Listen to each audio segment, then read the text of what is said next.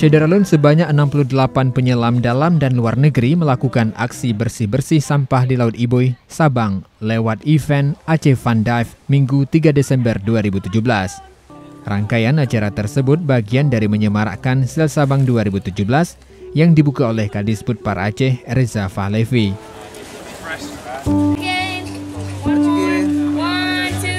Fun Dive ini dimulai sekitar pukul 10.00 WIB dan para penyelam dibagi dalam 8 grup, masing-masing grup dengan 8 peserta.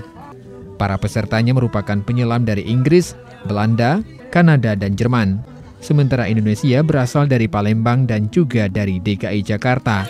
Di underwater ternyata banyak banget sampah, di mana masyarakat di Indonesia harus sadar tentang kebersihan laut, karena laut itu memberikan banyak hal dalam kehidupan kita. Jadi kalau bisa tolong dijaga, buang sampah pada tempatnya, sayanglah lingkungan supaya ikan-ikannya dan koral-koralnya bisa hidup dengan sehat juga, dan kita juga bisa menikmati keindahan laut sampai di masa depan. Dari Sabang, Tim Liputan Serambi On TV.